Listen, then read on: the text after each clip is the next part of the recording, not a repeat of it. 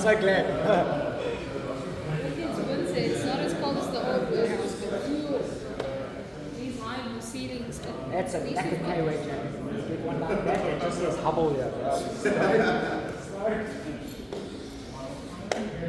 Do they actually going to put smart interface behind you? Oh, sick. For the guys and all the I just don't like wearing it with God. Yeah, yes, right, yeah.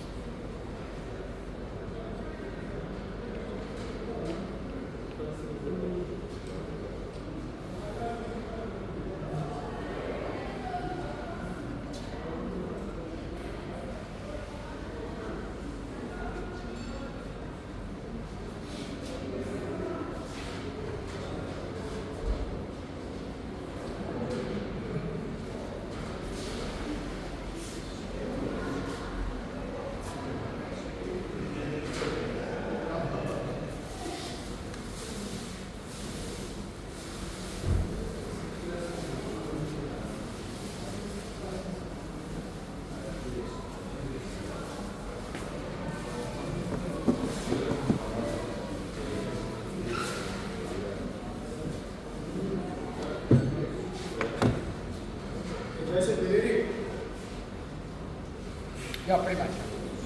Yeah, sorry, I just moved it out of the way. But No, not positive. Not positive.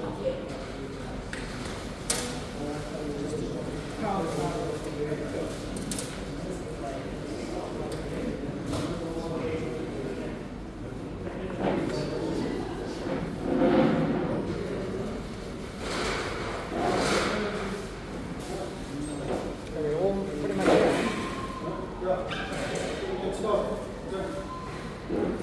Good morning, everyone. Thanks for coming through today. We do appreciate you taking time out of your busy schedules to come through for formal training with Hubble. My name is Jason. My industry experience comes from industry of safety officer work. I worked for Chevron Refinery for about 11 years as a safety officer in the electrical side. So obviously electrical circuitry on the refinery side, high voltage mostly. So I have a good understanding of the electrical components and circuitry. I do have a little bit of an IT background as well. Did some Oracle EDA development as well. So I do have a good understanding of administration and database administration as well. So we'll go into the cloud tech device and into the low voltage first session, and then we'll dive into our high voltage session from there. Let's quickly jump into it. And we'll start off with a little bit of history on where Hubble started. So give me a second. Okay. So Hubble Energy started back in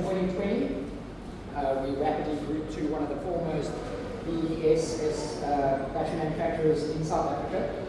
Our core strengths stand behind our innovation, our comprehensive support and training, and then of course our local repair centres and our versatile range. With regards to our innovation, what makes us stand out and a major market differentiator is the fact that we've got 3 R&D teams within the company. One that develops our EMSs, another one that does all battery pack development and research, and then we've got our cloud development team. So we have 3 robust R&D teams that do all that sort of development. And we also have the cloud energy device, which obviously started off its life as the Riot device that you guys might be aware of. That was an open-ended device that could work on multiple different types of batteries, as well as multiple different types of inverters. Hubble saw the value in the product and approached the guy that developed it, and we bought out that product, and now it's formally become the Riot cloud device, and that's the blue little device that you see over here. That allows you full access to your site, full control over both the inverter and the battery system, so you can monitor from your perspective. But furthermore to that, the cloud device actually doubles up as a remote diagnostic. So we'll go into that a little bit more and we'll see how much we can actually control and how much we can adjust and modify and investigate when the system goes down. Then we've got our comprehensive support and training, so one of the biggest, yes? Sorry, just before you carry on that device itself, that kind of gives you access to monitoring and that kind of thing. Do you ever train other installers to get access into a deeper level of information on the device? So they do actually. You'll see as we go through the training presentation, later on in the training presentation, I show you how, as an installer, you get different tiers, different dashboards, and a lot more in-depth analysis on what's happening with your system. So I'll go through all those dashboards a little bit later to answer that question. Our comprehensive support and training is one of the biggest differentiators with Hubble. That's what makes us stand out above some of the other battery brands that you get in the country. And that's because we here on Cape Town, Johannesburg, Durban, and we have support centres. I have a full team of 15 guys working under my command as support and technical support and training. And we're constantly going around the country supplying some training to you guys. We're on the ground in respect to a call centre. We have a ticket locking system as well. So if you have to pop us any email or ticket, there's an SLA driven behind all that. So support and outcomes of your query is very important to us. We want to make ourselves one of the best call centres in the country, regardless of industry. We really want to make our call centre above and beyond. Then we've also got our customer support really available via email and phone, and we've recently implemented a call-out division as well, both in Cape Town and in Johannesburg only at current, but we're looking to boarding that around the field. And you can see on the outside we've got the 2 Hubble branded buckets. Those are obviously 4 call-out divisions. So we actually come out to site now, and what we're looking to do with that later on down the line is actually provide a mobile service. So if something goes out to site, you wouldn't necessarily have to lift the battery and hook it in with us for a service. We would actually come out to site and do a mobile service on the line. That's where we're looking to go eventually. That's obviously big market differentiators. Then we've got our local repair centres, as I said, Cape Town, Johannesburg and Durban are our main locations for servicing at the moment.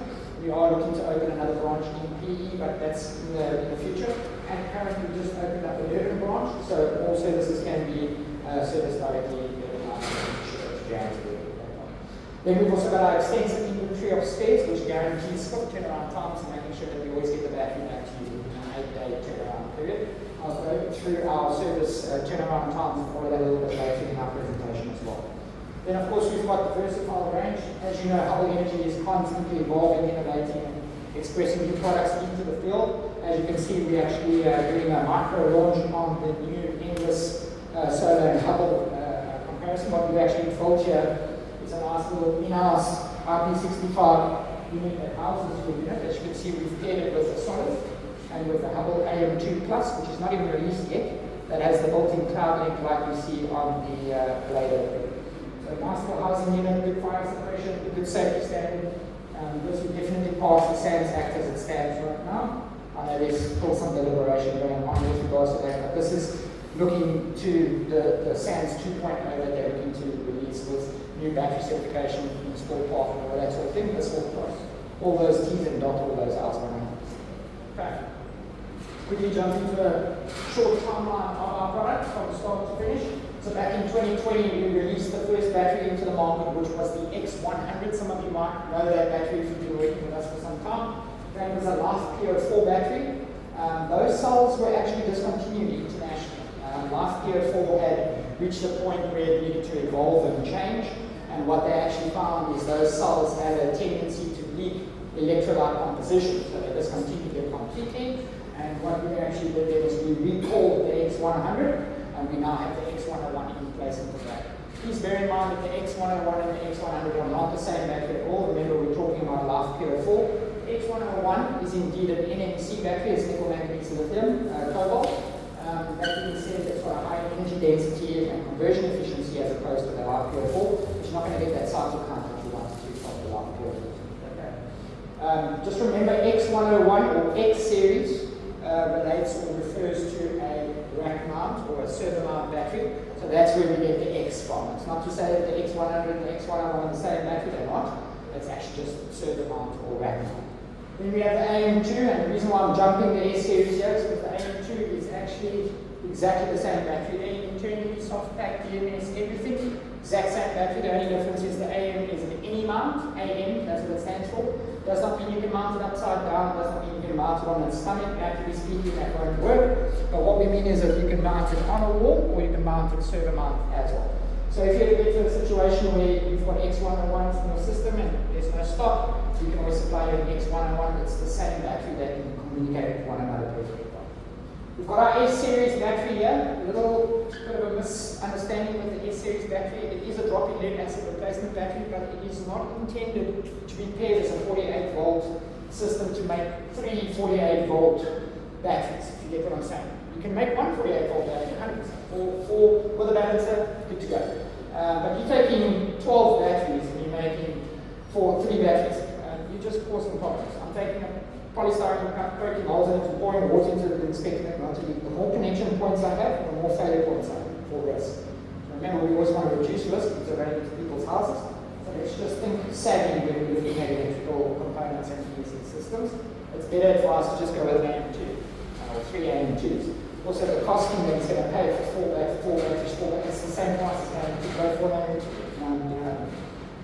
For golf carts and marine use and all that sort of thing, we've changed the composition of the battery. When we first brought out the X series, it was silicone seal. We now have the screw sub vacuum seal, so it is IP65. So marine golf cart usage automatic is now certified, we can do that. So we'll be reviewing that a lot more in the future. We have our AM4, which is the 3.1 kilowatt 24 volt battery. It's the only 1.25 battery in the industry. It's a 1.25C. 125 amp hour, 4.1 kilowatt battery. For 24 volt system, that's super hard.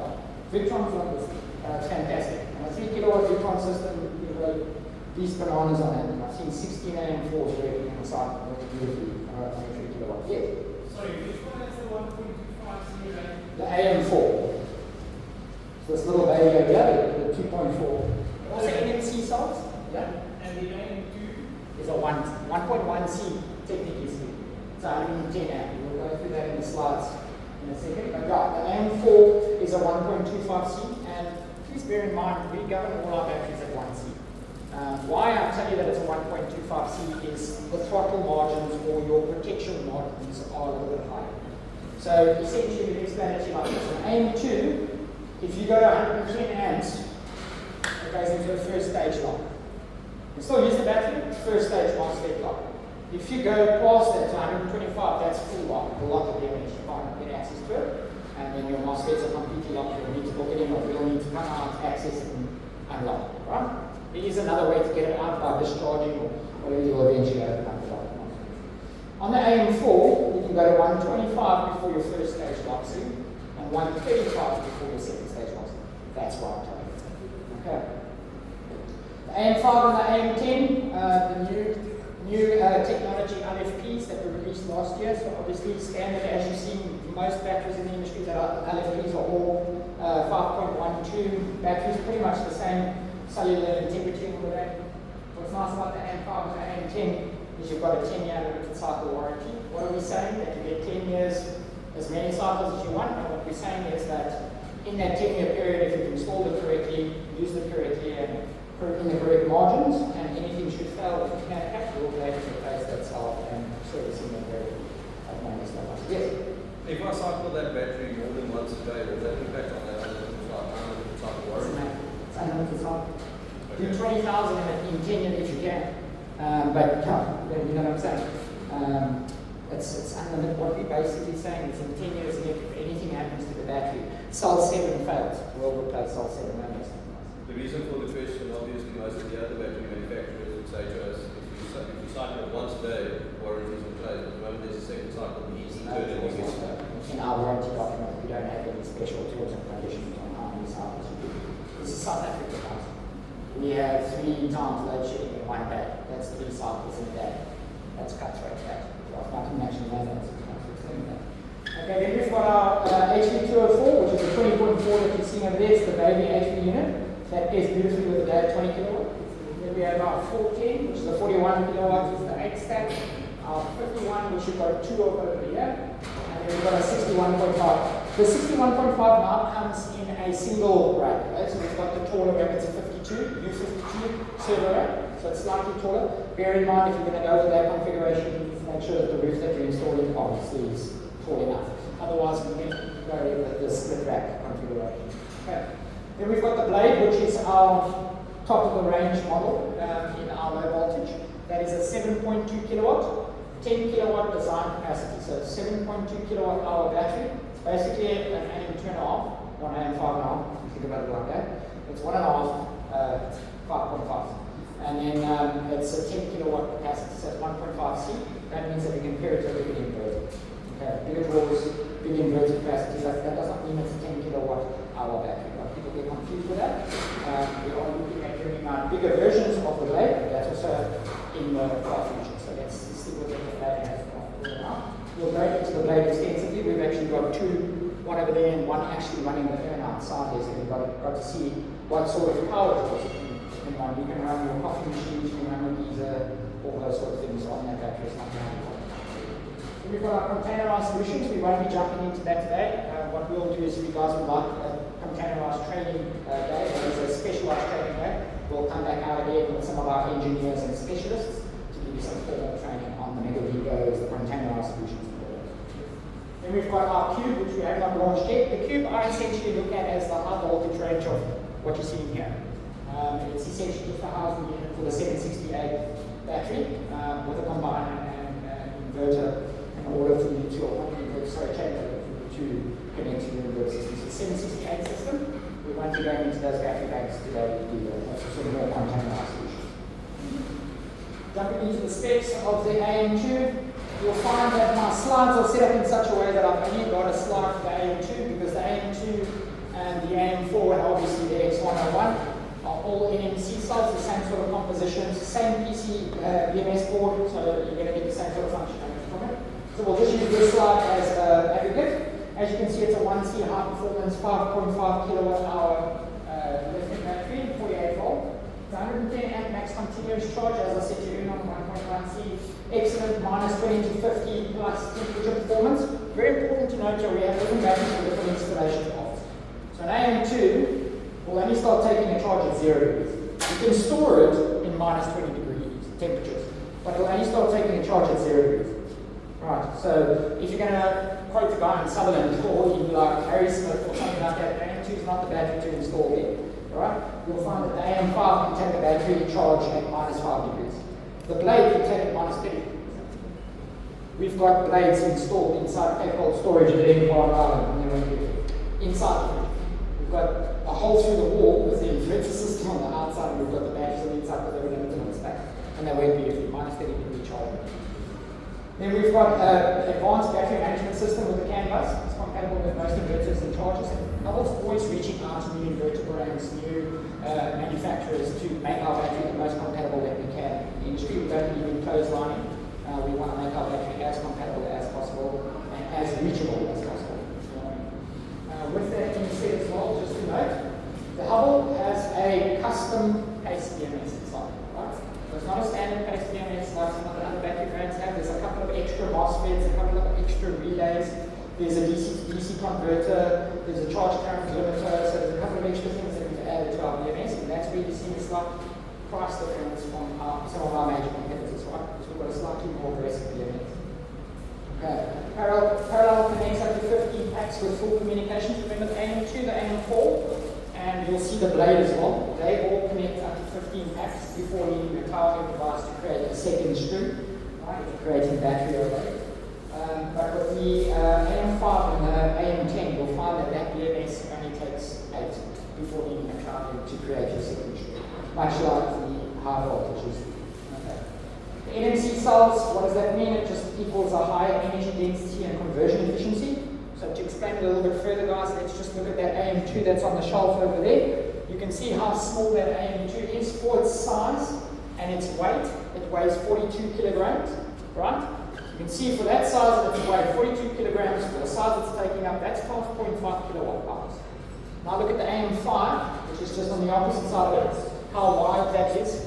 It weighs 55 kilograms, which is 11 kilograms more, and it's only 5.12 kilowatt hours.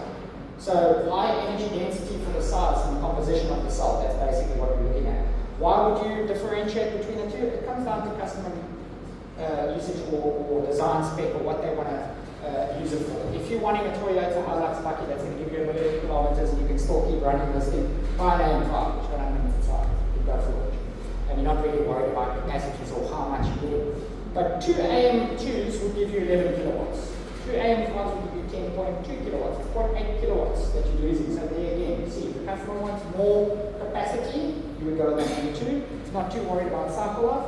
But if the customer is very worried about cycle life and not really worried about capacities, you would go with the AM5. So those are the main differentiators. High energy density versus longevity on cell life. Okay. Cloud is ready for Wi-Fi monitoring and diagnosis. And then of course our electronic circuit breaker, BMS voltage protection, current limiting. And then we also have a little fire separation unit inside the AM2 as well, and the AM4 and X101. With the AM5s and the AM10s, we don't need it. We have thermal runaway protection built into the battery. So it actually picks up the cabling inside the battery. It reads the sensors on the cables, and it reads the temperature sense. When it reaches a certain temperature, it shuts down the entire unit. So it blocks thermal runaway. And 5 battery, as you can see, 1C high performance 5.12 kilowatt hour 48 volt prismatic drive tier 4 battery. That's a mouthful. We've got an unlimited cycle within the Hubble 10-year warranty. We've already gone over that, what that really means. 100 amp max continuous charge current. As you can see, this is not a 1.1C, it's a flat 1C battery. Okay, so about 1.95 out in real time. Okay. Excellent, minus 20 plus 50 temperature performance. Like I said to you, minus 5 degrees, it will start taking a charge. So like Lady Smith, Harry Smith, and Sutherland, this would work. You could get away with it. On your colder days, maybe not so much. In winter, especially minus 6, minus 7, wouldn't necessarily work. But most days it's minus 4, minus 3 degrees, so it should be good. Okay. Advanced battery management system. So the AM5 and the AM10 actually have a Hubble BMS inside.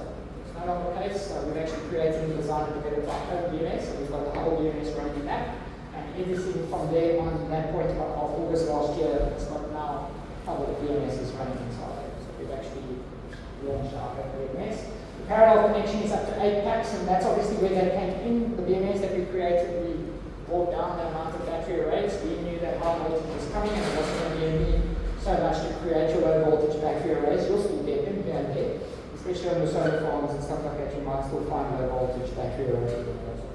It all depends on whether it's a three-phase or a single-phase, really. Yes.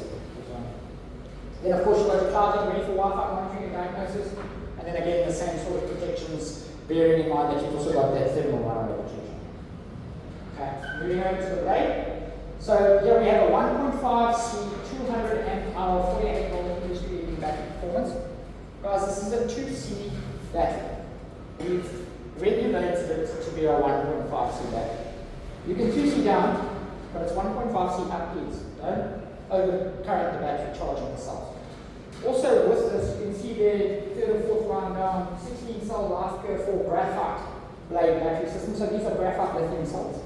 Graphite lithium cells allow us to step charge. So where we always said the lower voltage that you charge, or lower the amperage that you charge the cell, the better the longevity of the cell. How graphite works, if I understand correctly from the explanation that they explained to us from the manufacturing level, is graphite allows you to step charge. Think of an Excel spreadsheet, you click in full, and you can just go, and it fills the whole cell at 150 amp. So you actually charge at 150 amp. Not at 30, not at 60, not lower, higher. The higher the better. not above 1.5 CP. So we say charge at 150 amp. What does that mean? This battery, when it's dead flat, is charged in an hour and a half. So in South Africa, where we have 3 or 4 load sheddings in a day, we have a 4-hour stint in the morning, 2 hours gap, 2 hours load shedding, 2 hours gap, and then 4 hours. You know that this battery is going to be fully charged in between each one to see you through the next load shedding cycle. That was the design implementation behind going with graphite cells. So you can charge quicker, you can get it up to where you need to be. Design capacity, as I said, is a 10 kilowatt with 7 kilowatt hour storage capacity. The LED status bar actually gives you a clear indication of what's happening on the battery, both with regards to firmware updates, cloud link, reporting data, as well as battery life. So it's very informative as well. In the manual, it goes through all the different LEDs to explain the different ranges and what it's exactly telling you. And it does have a built-in cloud link. The cloud link device is actually housed in here. What's nice about that is you have the legacy ports from the actual BMS itself, and you have the cloud link ports. You can choose to use either one, depends on what you want to use. You don't have to use the cloud link. Obviously, bear in mind if you've got 3 blades in a configuration, you're not going to use the cloud link. You'll just jump straight to the legacy ports on the second and third. That can run in this state. Okay. Then you've got your internal wiring compartment. What's nice about this internal wiring compartment, no more Allen keys, no more screwdrivers needed. It's magnetic. Simply pull it off and put it back where it needs to. It's also got a hidden aerial, much like the one that you're seeing over here on the HP system. It does have an extender as well for your aerials. You don't need to put Wi-Fi extenders close to the installation anymore. We do have a Wi-Fi extender. Then of course we've got the 15 batteries again. So this has got a Hubble BMS in it, but we managed to get the BMS to the functionality to make it 15. And obviously with the blade, because it's got a higher C rating and a higher capacity rating, we knew that people might still want to use low voltage arrays with this unit. So that's why we make that capacity available. Then we've got the CAN bus that fully integrates and communicates with most of the inverter brands. There are a couple that we're still doing some testing with, Schneider and the like, but we've also found that some of them are not necessarily on the Western Cape approved list. And I see that the Western Cape approved list is now on national as well. We're going to nationally approved the list and the sort of terms and conditions to feed that into the design and so forth. Okay, so jumping into the cloud technical, this is where we'll go into what the cloud device can actually offer you. Just a brief overview of what the cloud has to offer. So, cloud portal actually is an optional add-on to any Hubble X or AM range of batteries. Very important, guys. It's an add-on for Hubble X and AM ranges, not for any other battery brand. We don't monitor any other battery brand. It can, however, monitor the inverter, because obviously remember now we've integrated it with most leading inverter brands. So if you were to want to just assess the inverter, you can gladly go and put it on the SunSync or whatever it is inverter, and you can monitor the system. We would never ask you to please don't ever connect it to another battery. That's both an infringement on the battery brand and on our competitor. We don't ever want to do that. No. Then we've also got the capacity with cloud link device to monitor, control, configure via remote console, to locate and track. Very important. We had a system last year that got stolen. The guy's house got broken into. They stole the entire system. 3 months later, the system went back online. We were able to track and trace and get the entire system back online. So, as a safety step as well, it's not really why we have it there, but it's quite ironic that it landed up working out for us in that sense. We do have a weather widget that's tied into the app itself. It's a Google widget. So bear in mind, guys, please don't phone me and tell me that the widget's not showing the correct weather. Look outside, guys, there's the weather for you. The AI features, excuse the fact that it says in beta, we actually got full launch with AI features. So what we mean by that is, some of you guys know Victron systems, you know DVCC, dynamic voltage control, current and all that. What we've done is we've essentially created something very similar, and this is just an example of one of the many AI features we have. There's too many to mention, but one of them that I can mention is that the battery will actually read, there's 6 or 7 batteries in the bank, it reads all the individual cells. And if one cell gets to 100%, it blocks the cell current on that, just that one cell in a 13-pack cell, and continues to charge the rest of it. But basically, like dynamic voltage control current. So it will drop the voltage to that battery to share the voltage with that battery, and so on and so forth. And those are sort of all the things that happen automatically in the back end of the cloud device to aggregate and make sure that the system works perfectly. You guys will see a little bit of that now with that before to do here.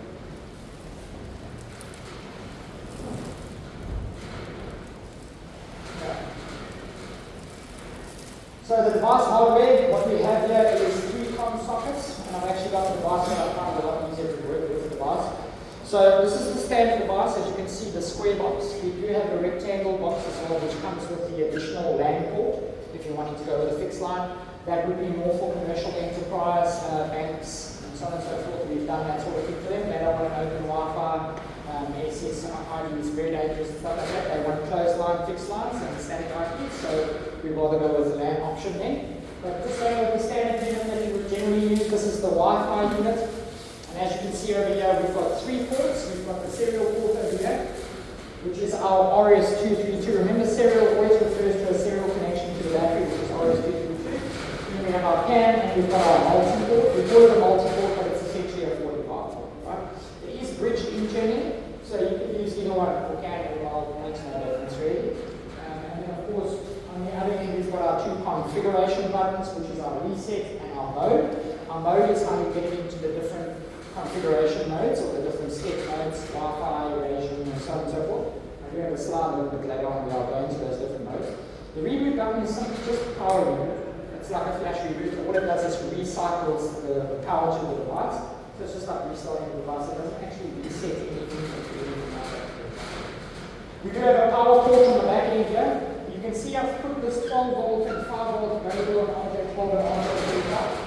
The older Cloudlings came with a red jacket short RS232 45, RJ45. That had power connected to it. That was for your expert inverters.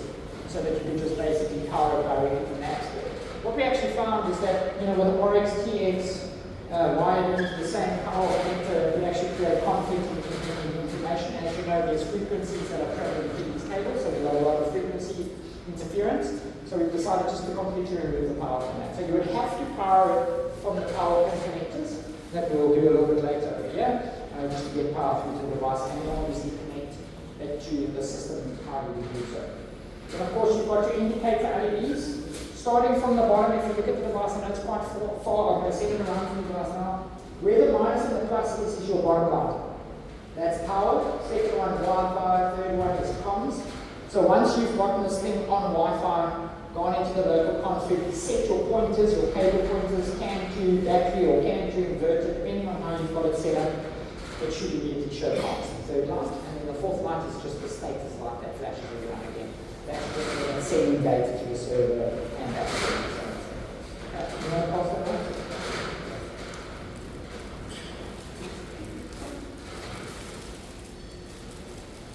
So the clouding device comes with a couple of cables in the box. I will go through them all with you so you have a full understanding of what actually is included. At the top there you see we've got the red and black power connector. It comes with an AL6 lug connector on it. More or less that size. It should fit on most of our lugs in our batteries. We always want it connected to the master battery, guys. Remember, a battery should never go down, it should never be dead. An inverter can lose power, anything like that, but the battery should always have power. So we want to make sure that the cloud is always power. Right, so we'll connect it to our master battery, to the power pins. Then we've got our RJ12 to RJ12. That is the RS232 that you're seeing over here. Quite a short cable. It's even shorter on the high voltage system.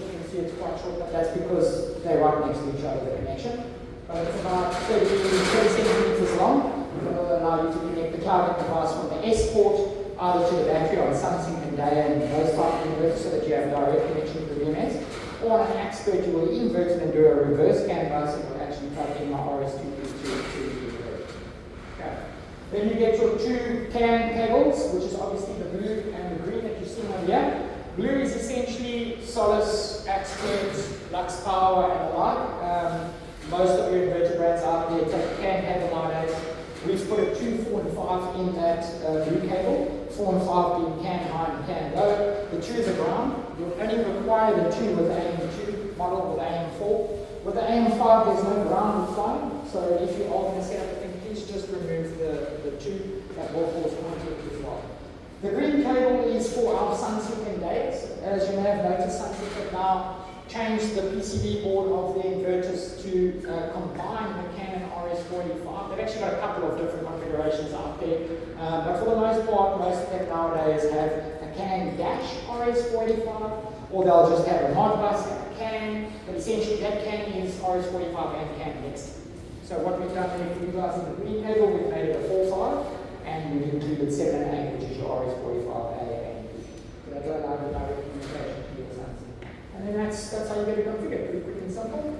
Once we've done that, we obviously want to get the configuration set up to your Solus inverter. I've set up this training presentation based on the Solus, just purely because obviously we've got the Solus running over here. We've got a couple of Soluses over here that we'll be playing with just now.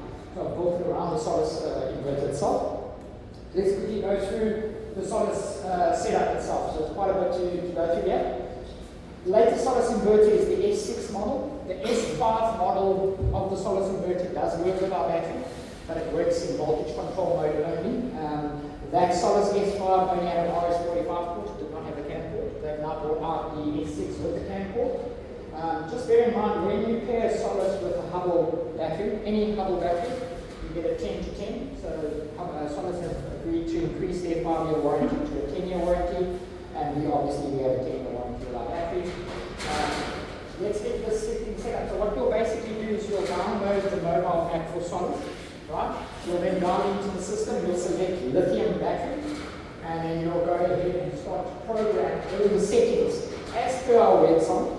I haven't included it here, guys, it's about 12 different slides.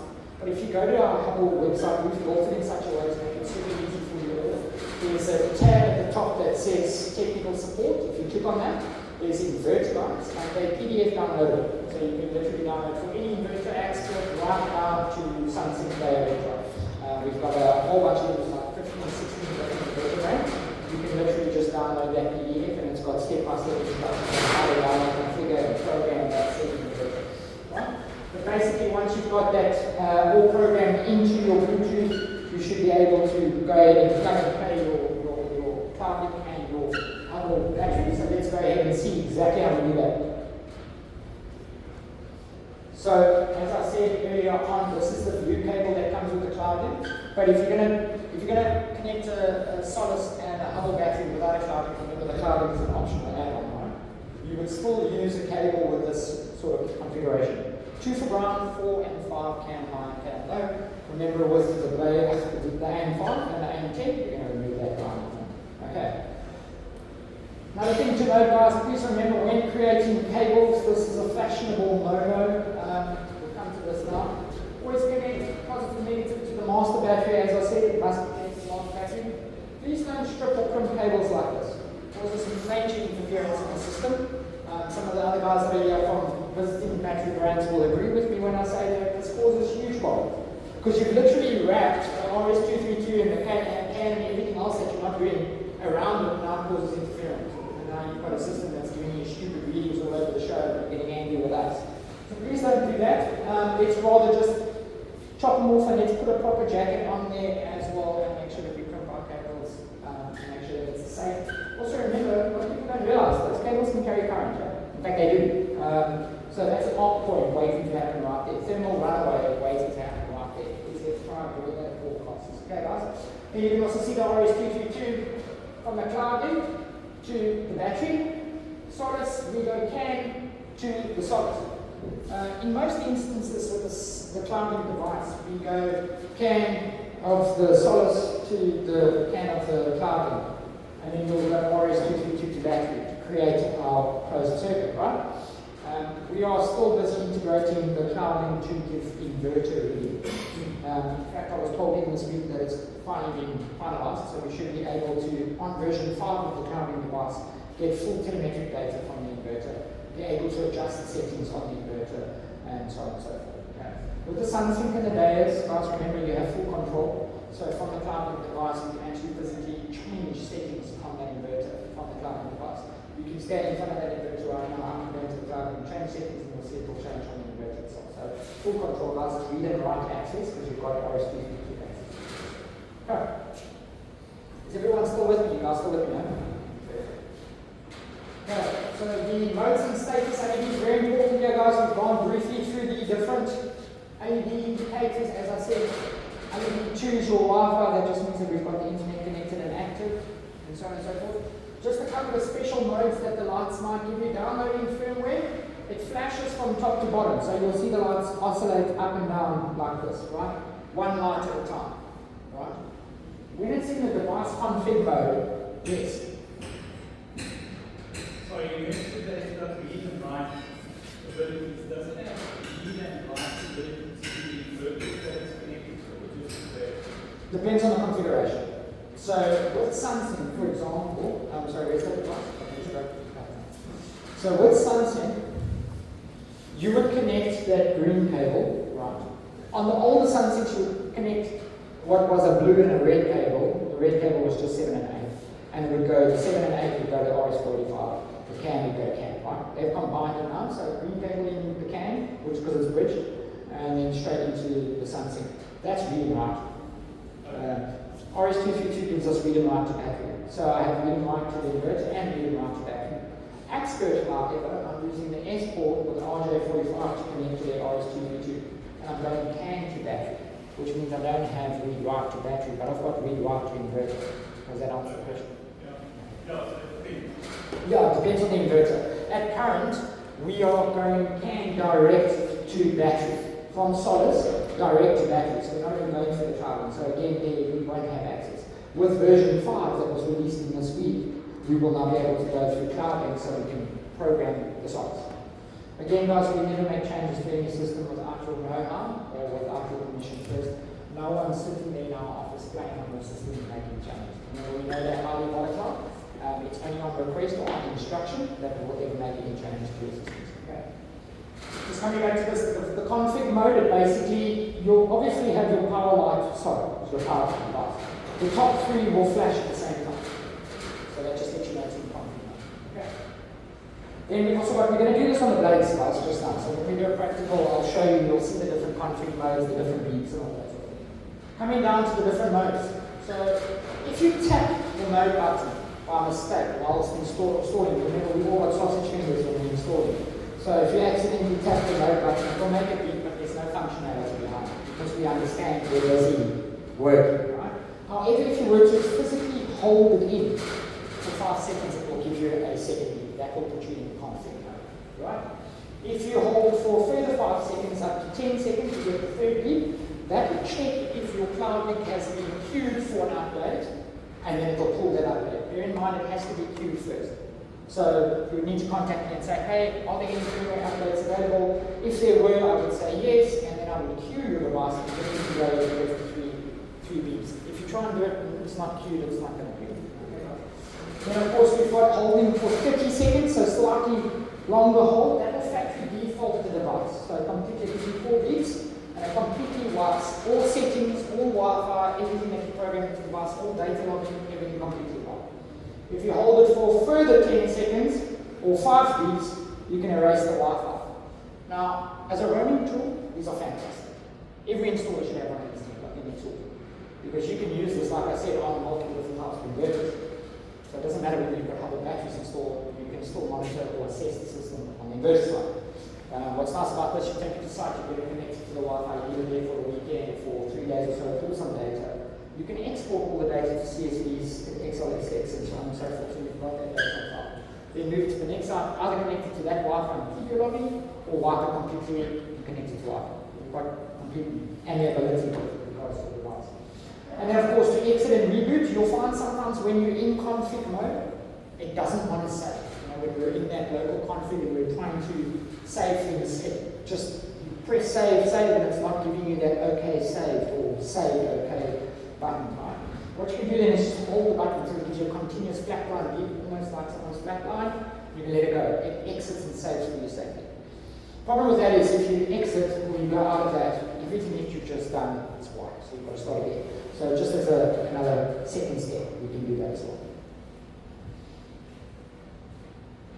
Coming into the actual configuration of the device. So to get it connected, I'm going to show you a couple of shortcuts as well. There's a pad on each of your desks or chairs. If you'd like to just write down some shortcuts for you quickly.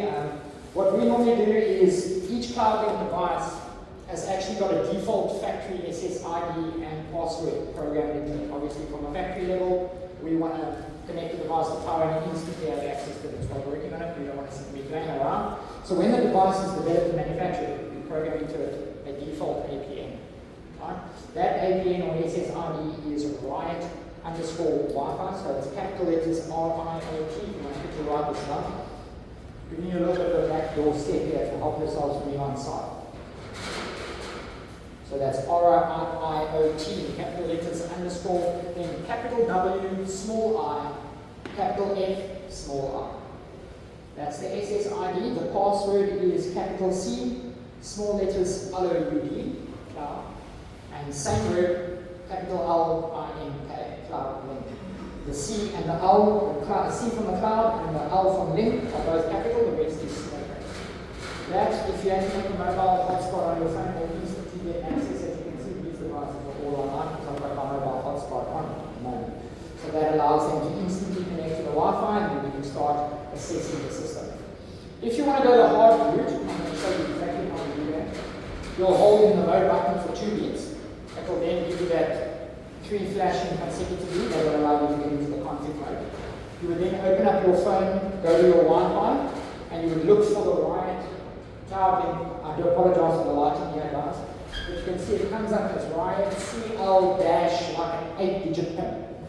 That 8-digit pin generally correlates, in fact it does correlate, to that secret key that you can see on the inside of the box.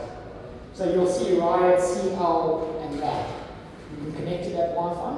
Once you connect to it, it will give you that setting here, as you can see. Then you're going into manage router. So you guys know on an Android device, once you connect to a Wi-Fi, there's a little gear card next to it. If you click onto that gear card, you go into it and click down, it says manage router. That will immediately open up this 192.168.4.1 and allow you to start configuring the device. It's very similar to VNet, guys. If any of you guys have ever seen that electron system, it's kind of the same way.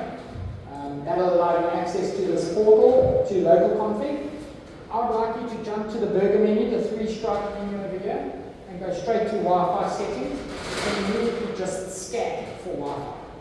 The first thing we want to do with this device is get it connected to Wi-Fi. Once it's connected to Wi-Fi, I can go to my laptop and I can start programming the device. This local config kicks you out within 5 minutes. Whether you're busy or not, it doesn't care. It'll kick you out. So, and if you haven't saved, you're starting back at square one. So that's why I always say there's quicker ways to do this. Once you've got your Wi-Fi scanned and it's giving you the results, you'll select the SSID you want to claim and then you'll put the password in and click save. Bear in mind the cloud link device only works on 2.4 GHz network, so if the customer has a dual brain 5G/2.4 GHz router, it will not work.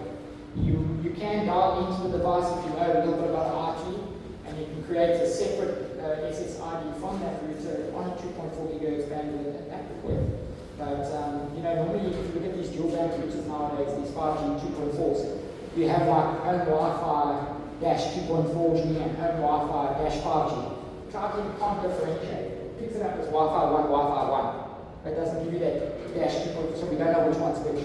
Also, even if I connect to the 2.4 GHz, it will keep connecting to the 5G because it's strong. We're not going to ever use 5G networks. It's not safe enough. Security-wise, end-to-end SSL encryption of the 2.4 is where it's at, and that's where we want to be on a binary level. So we're never going to change to 5G. So the customer would either need to get a 2.4 GHz repeater and just put it close to the system, or they could just do their dedicated SSID from their routers. Okay. Let's move on to the next step, guys. As I said, just a couple of device watches. If you're using an iPhone, you need to use the full SSID or USS, which is http://192.168.4.1. If you're in the config mode, like I said, it times out after 5 minutes of inactivity and 10 minutes with activity. I actually find that it's 5 minutes either way, whether you're working or not. And then, of course, forgetting to exit config menu can be a pain, so you've got to go back into it all over again. And of course, all settings can be configured in a remote console. Guys, remember I said we're on the ground. We have a call center with 15 guys. Best thing to do, in my honest opinion, is put your Wi-Fi hotspot on with that SSID that I gave you. It will instantly bring the device online. Then you just get a sharp call center, or you open up your laptop and you configure it from there. It's a lot quicker. Okay, I'm going to show you guys how to do all of that in the presentation. Then the portal sign in. So what's nice about our device is it actually comes with all the instructions on the box. Now we all know that as electricians and installers, what happens is the customer, if they're at home on the day of installation, they're hanging over your shoulder or watching you see what you're doing, they want to see what you're doing. Like literally right here, hanging. So I always give them the box. And I said, please can you go and create a new profile?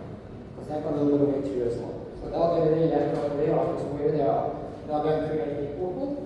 So All you'll do is you'll go to portal.ridesystems.cloud, and then you go and create your profile. Once they've created the profile and accepted the activation link, they'll be able to access the site. Once they get into the site, they're going to be greeted with a pop-up that looks very similar to this.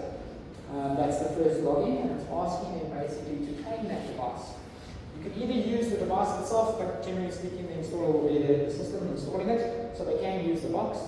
The device number is in the front of the box, the secret key is right below it, so they'll just use that, and that'll be able to claim the device. That will then open up the dashboard for them and allow them access to the cloud portal to view and assess the entire system. Whilst the customer is doing that, you can get this thing online and program it and set up. So by the time they come back, done and dusted. So I always want us to be as professional looking as possible. We don't want to be standing there pressing mode buttons 65 times and looking unprofessional and other stuff he's doing, you know what I'm saying? So let's try and streamline our process here. And that's why I say let's do it this way. Okay. Once we're in the dashboard, the first thing that the client will see will be something like this. So as you can see in this specific graph, we've got battery grid load in the SoC. But there's about 15 dashboards at the top there that you can scroll through. Bear in mind, this is also just one view of a dashboard. This is the power flow view. It's actually designed specifically for mobile devices and tablets. So it adjusts as you close your screen and so on and so forth, like most websites do nowadays. Essentially, what you will see on your cell phone, you have to scroll down to see the power of so and so.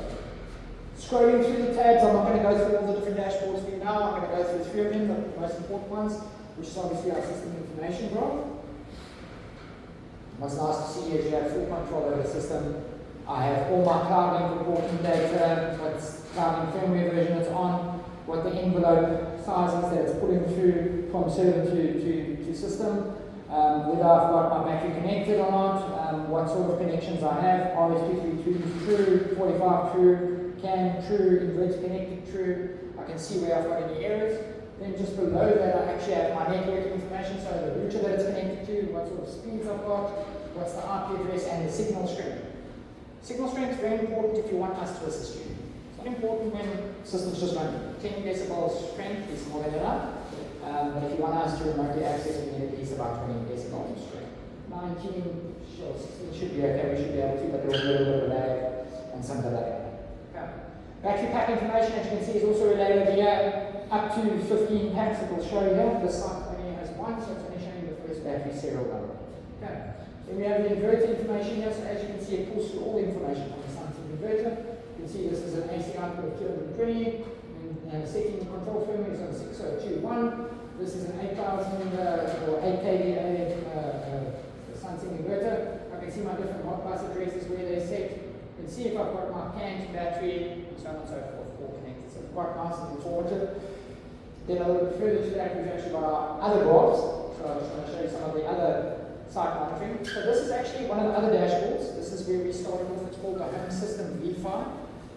Technically, while we call it the Home System V5, it's laptop, computer dashboard, essentially. It's got a different look and feel. This is actually below this, yeah?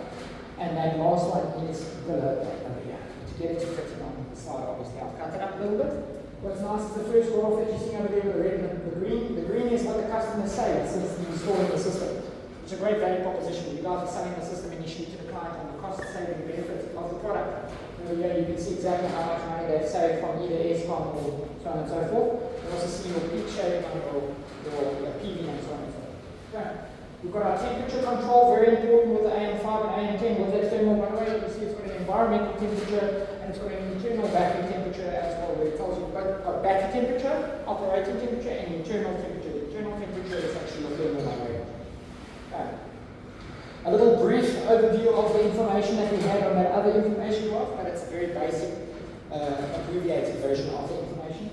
And then of course we've got our 2 graphs. As you can see here, this is an all power, pretty much like power. Or something, sorry, and then you've got your graphs. As you can see, the green would be your PV, the red being your loads, and then the blue being the battery's usage as we go through the graph. And of course, we've got our battery storage graph over here. The system I've put in here for a reason. You can see there's not really good cycles going on here. and eventually that system is going to see some serious microcycling or decalibration or drifting, and that's because it's not hitting its calibration point. And also not tabletoping as well. You cannot charge a battery down in a second later start discharging it. It needs to tabletop and active balance at the top a little bit. That's how all batteries work. So I'll explain a little bit more about that when we get to the actual physical batteries. So just coming to the power flow dashboard, if you want to open up all your devices, remember earlier on we asked a question or posed a question on installers, Coral. So yeah, I'll show you how we actually do all of that. So with regards to getting into all your devices, if you were an installer, you would have multiple devices in your system. Just go to the All Devices tab, click on that button over there, the blue button is just open all devices, and it actually opens up an installers tab. So as you can see, this is a site manager dashboard. It allows the installer access to a further 5 dashboards within our cloud device, aggressive dashboards, where you can do LV analysis and so on and so forth, and HV analysis as well with the HV systems. So just to give you a quick overview of the dashboard itself, we've got a mapping of all our devices. This is a customer in Bloemfontein that installs a cloud into every single one of his systems. This image is quite old, it's up to about 96 different systems at the moment. At this stage, he only had 28. You can see there's 20 active devices over here, and we've got 8 inactive devices. Now you might ask, what does an inactive device mean? It just means it's not on Wi-Fi. Remember, once you have comms established, you can walk away from something and have no Wi-Fi. The system works without Wi-Fi. It will still log the data and everything like that. It's just not going to log it to our portal. It will still log your in and local config and stuff like that. You can go past the cloud link once a week and just put that Wi-Fi hotspot on and you can pull all the information through to the portal. Off-grid sites, out in the sticks and stuff like that. This customer in specific is in Bloemfontein, so that's why you can understand he has 8 sites. Those are farms on the outskirts that don't really have good signal out there. He's using Wi-Fi units. He should have actually gone for LAN units, but still, he's happy with it, doesn't he? So 28 active sites at the moment. The green dots, obviously your active ones, the red dots, the offline ones.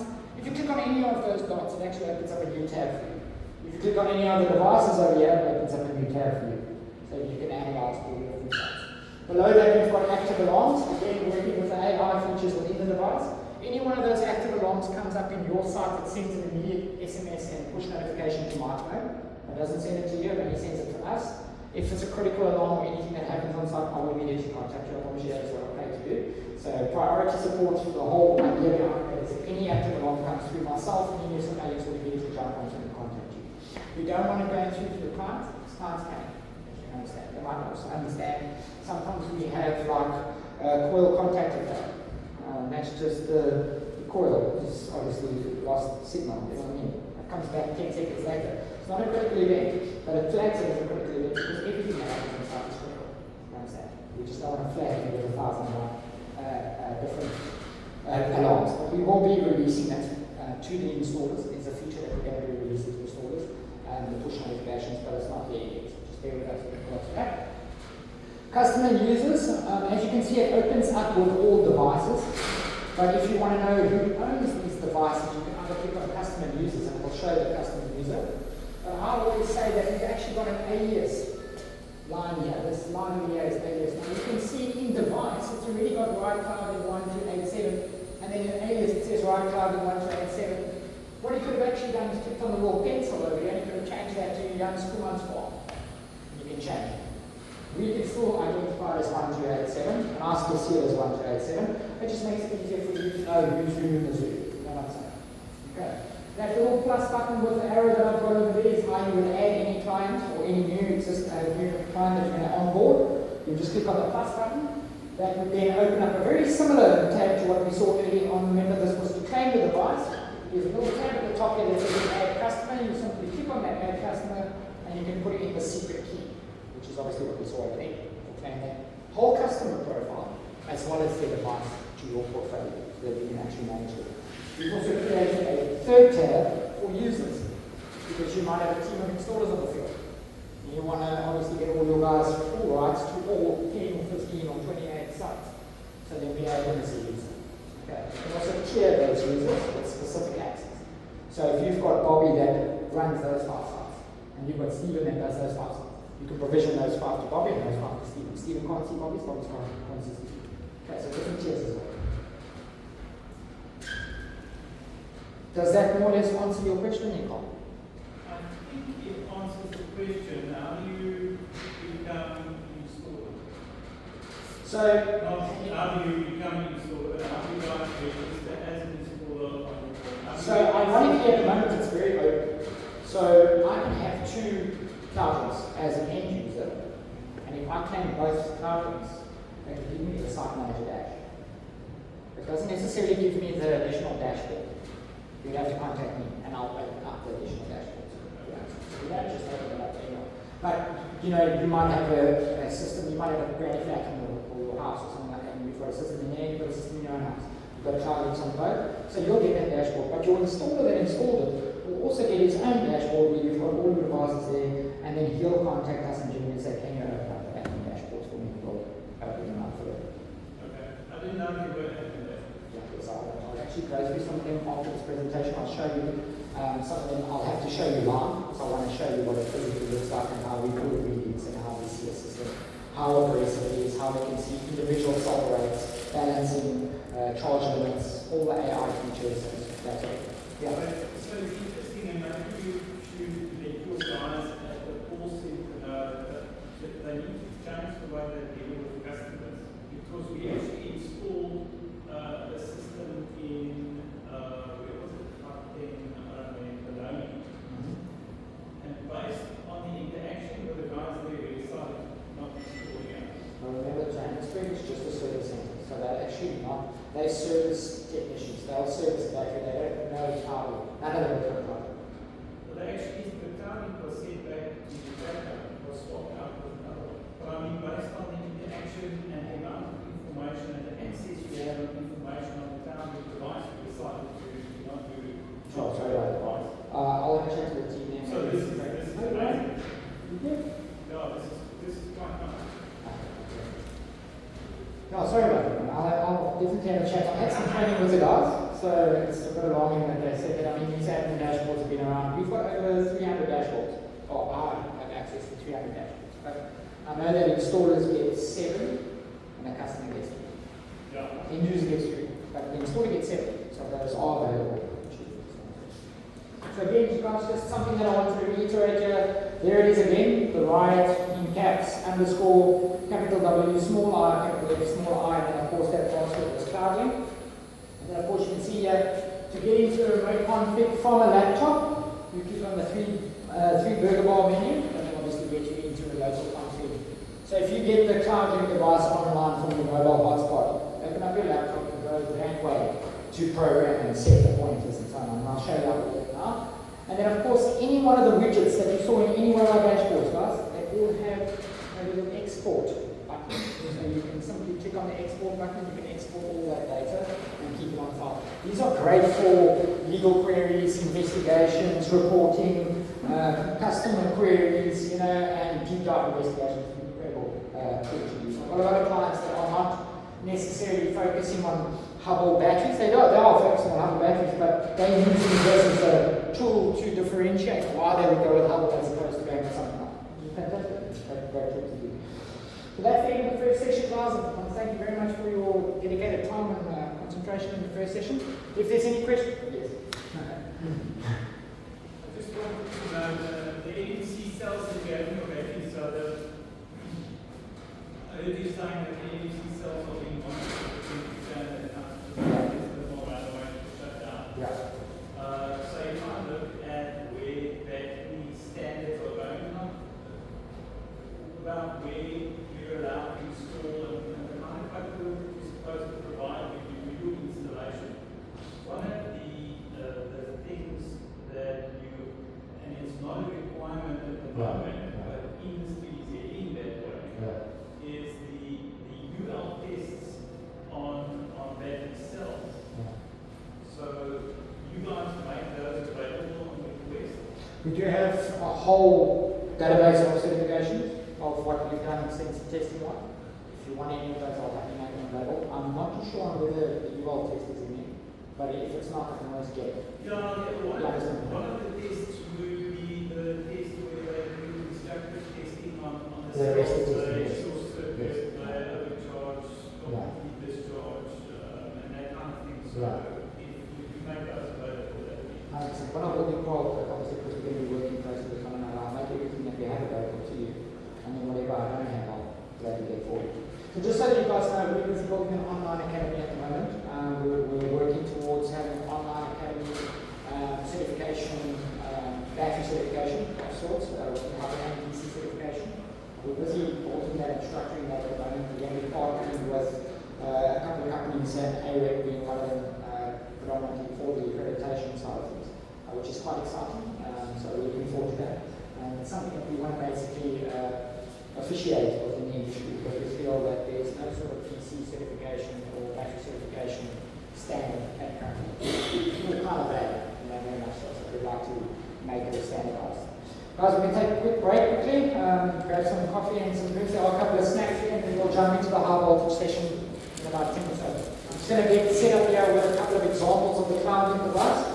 So before we jump into the high voltage, I'll show you a little bit about how the clouding works on the admin side, and then we can jump into it.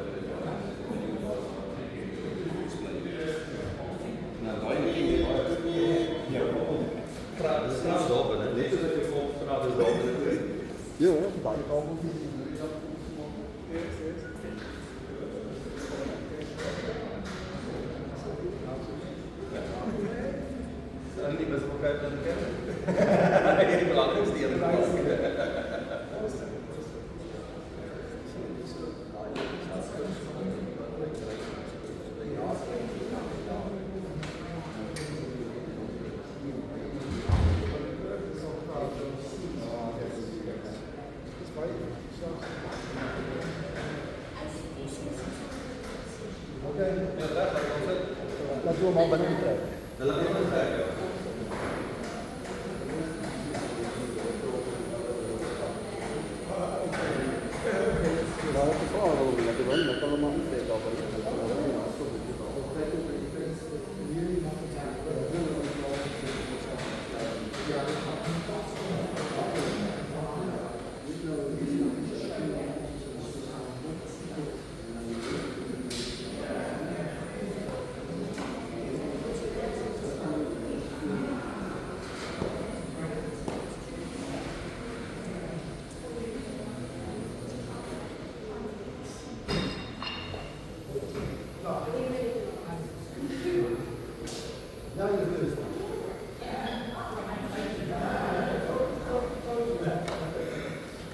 So you'll see that six not complete, there's two levels missing.